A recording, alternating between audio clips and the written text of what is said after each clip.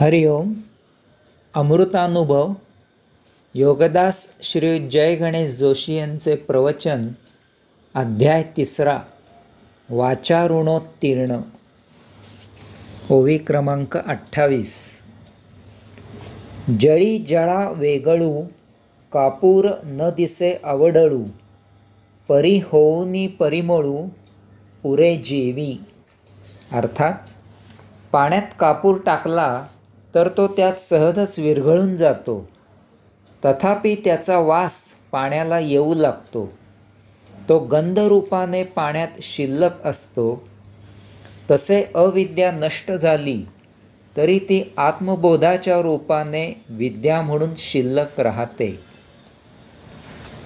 पाण्यात कापूर टाकला तर कापूर त्या पाण्यात सहजच विरघळून जातो, तथापि त्या पाण्याला त्या कापराचा वास येऊ लागतो.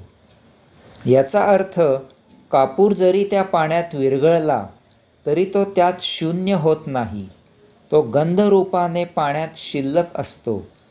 याचप्रमाणे अध्यात्मयोगे अविद्या जरी नष्ट झाली तरी ती आत्मज्ञानाच्या योगे विद्या म्हणून शिल्लक असते.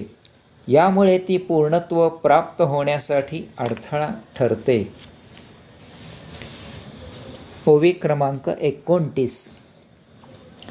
ना वोहळला अंगी जैसे, पाणी पाणीपणे नसे, तरी वोल्हासाचेनी मिसे, आधीच ते. अर्थात ओहोळ वाहून गेला आणि तेथे जरी पाणी दिसत नसले तरी तेथे आपल्या पायतळी ओल्या जमिनीच्या रूपाने पाणी असते. तसे अविद्या नष्ट झाली तरी ती आत्मबोधाच्या रूपाने विद्या म्हणून शिल्लक राहते. ओहोळ, ओढे, नाले इत्यादी वाहून नदीला जाऊन मिळतात, त्यामुळे त्यात पाणी दिसत नाही, तथापि त्यातील माती ओली असते. त्यात आपण उभे राहिले तर ती ओली जमीन आपल्या तळपायांना जाणवते. याचप्रमाणे अध्यात्मयोगे अविद्या जरी नष्ट झाली तरी ती आत्मज्ञानाच्या योगे विद्या म्हणून शिल्लक असते. यामुळे ती पूर्णत्व प्राप्त होण्यासाठी अडथळा ठरते.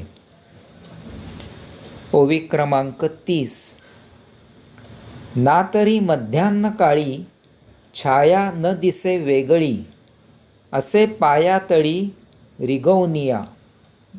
अर्थात मध्यान्हीचे वेळी आपल्याला आपली सावली दूरवर दिसत नाही, तथापि ती आपल्याच पायाखाली असते, ती नष्ट झालेली नसते. तसे अविद्या नष्ट झाली तरी ती आत्मबोधाच्या रूपाने विद्या म्हणून शिल्लक राहते. मध्यान्ह काळी भर दुपारी 12 वाजता आपल्याला आपली सावली त्याआधी किंवा नंतर जशी दिसते तशी दूरवर पसरलेली दिसत नाही, तथापि ती नष्ट झालेली नसते, ती आपल्या तळपायाखाली झाकली गेलेली असते, ती शून्य झालेली नसते. याचप्रमाणे अध्यात्मयोगे अविद्या जरी नष्ट झाली तरी ती रूपांतरित होऊन आत्मज्ञानाच्या योगे विद्या म्हणून शिल्लक असते. यामुळे ती पूर्णत्व प्राप्त होण्यासाठी अडथळा ठरते. ओवी क्रमांक 31. तैसे ग्रासुनी दुसरे, स्वरूपी स्वरूपाकारे, आपुलेपणे उरे, बोध जोका. अर्थात आध्यात्मिक ज्ञान अविद्या ग्रासून टाकते, तथापि ती विद्येत रूपांतरित होऊन स्वस्वरूप बोधरूप ज्ञानावस्थेत शिल्लक उरते.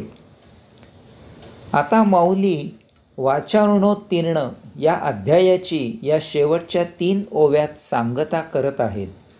यास्तव आतापर्यंत निरूपण केलेल्याचे थोडक्यात सर्व सार सांगत आहेत.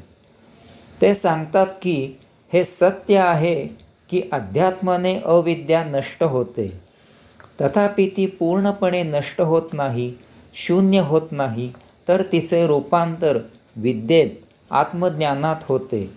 यामुळे तीच अविद्या आता आत्मबोध स्वरूपात आपल्यात शिल्लक राहते. ओवी क्रमांक 32.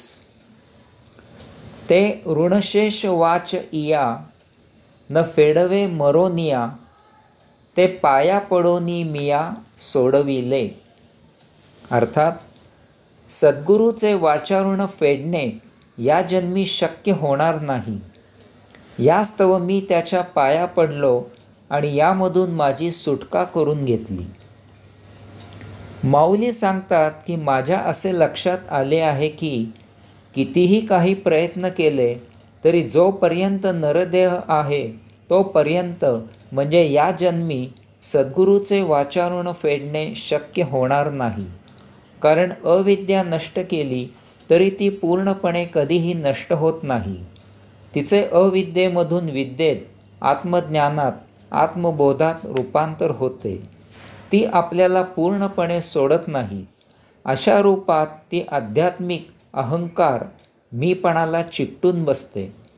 यामुळे मुक्ती शक्य होत नाही. सद्गुरूचे ऋण तर मुक्त झाल्यानेच फिटते. कारण मुक्त झाल्यावर आपण आध्यात्मिक परीक्षेत उत्तीर्ण होतो, सद्गुरूच्या कसोटीला पात्र होतो. मग सद्गुरूचे वाचाऋण फेडण्यासाठी मी एक निराळीच युक्ती शोधली. मी सद्गुरूच्या पाया पडलो, त्याला पूर्ण शरण गेलो आणि माझी या वाचाऋणामधून सुटका करून घेतली.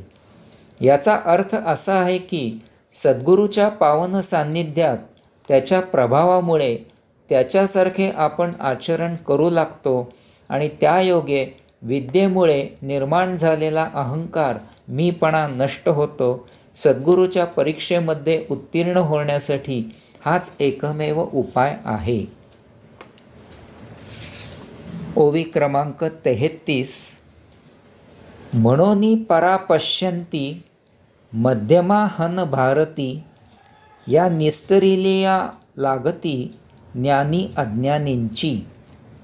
अर्थात म्हणून मुक्तीसाठी वैखरी, मध्यमा, पश्यन्ती आणि परा या चारी वाणी तसेच ज्ञान अज्ञान याच्या पलीकडे जावे लागते.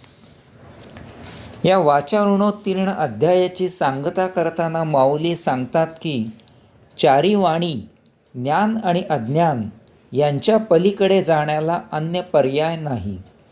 त्यासाठी कितीही काही प्रयत्न केले तरीही ते अपुरे होतात. मग एकच उपाय शिल्लक उरतो, तो म्हणजे सद्गुरूला शरण जाणे, त्याच्या पाया पडणे, त्याच्याप्रमाणे आचरण करणे, म्हणजे त्याच्याशी उपआसन घालून बसणे, त्याच्या सान्निध्यात राहणे. त्यायोगे आपली भौतिक आणि अध्यात्म या दोहोंमधून सुटका होते आणि आपण आता उत्तीर्ण होतो, वाचाऋण फिटते. अशा प्रकारे येथे वाचाऋणोत्तीर्ण हा 3रा अध्याय संपन्न. हरिओम.